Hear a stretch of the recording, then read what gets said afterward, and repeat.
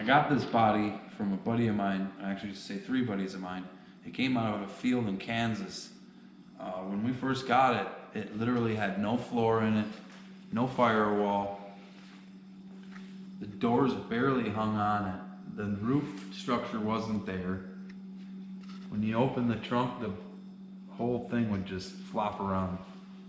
So we beefed it up, put a structure under it, made it good and solid, and then welded it to the frame. And now you can slam the doors in it. Show them how it works. Look at that fitment though. Damn.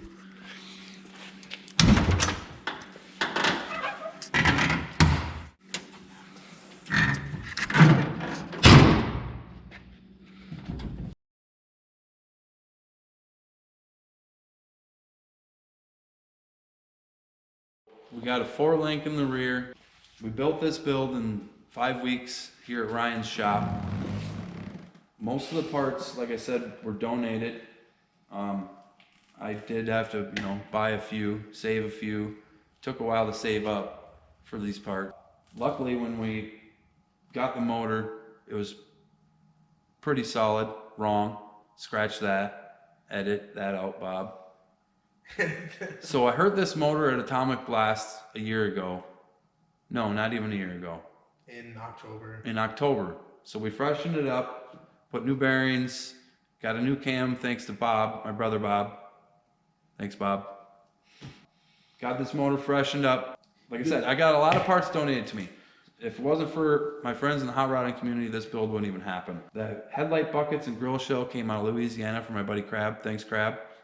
The wheels, the body, the seat, the steering column, that's thanks to Ryan Hopkins, Jeremy Rosenkrantz, and Braxton Reynolds.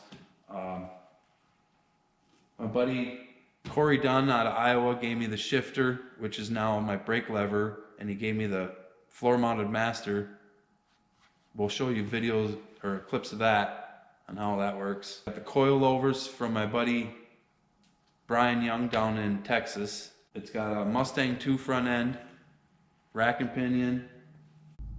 This is an actual Essex grill, 1927, which is like mind-boggling because it was just a gift that he's like, if you're gonna use it, you can have it, but if you're not gonna use it, I can't give it to you. We got some outdated seat belts that Ryan donated. We put a roll bar in it for safety.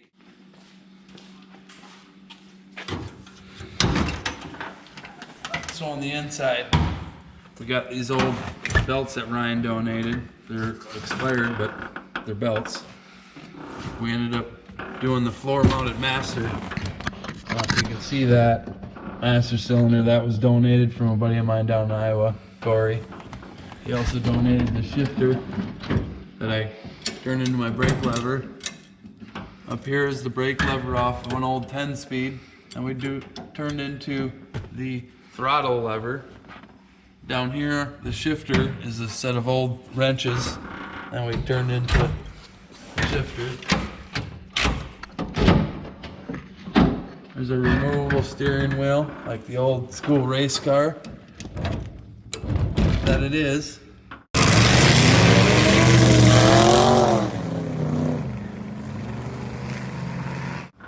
You can take that off, set it up there. Back here, get this out of the way. You see the battery, fuse block, roll bars in there.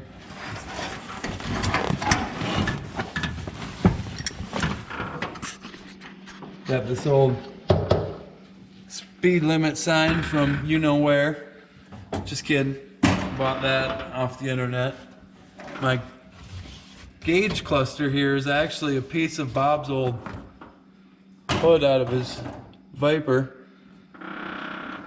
Thanks, Bob. Old school sun pack, gotta have that.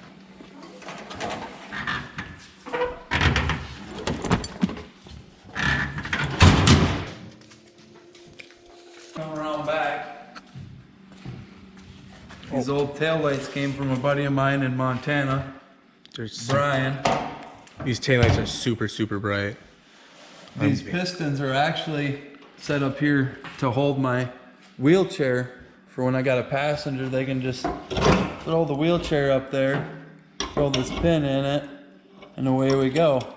I can't see because I'm too short. You get the idea. Gas tank is out of an old Chevy pickup. Short box.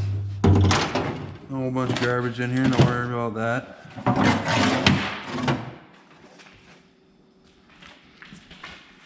We got lucky with the headers. They're actually just regular headers flipped upside down and switched side to side.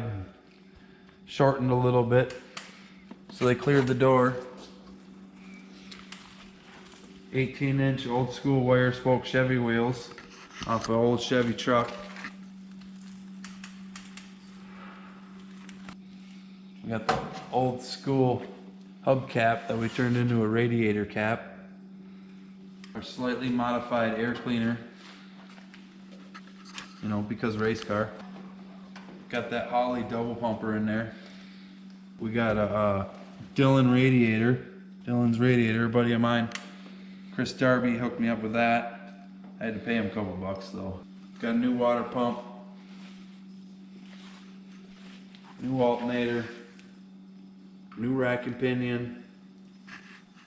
All new tie rods. Ball joints. Brakes. So she's safe. And fast.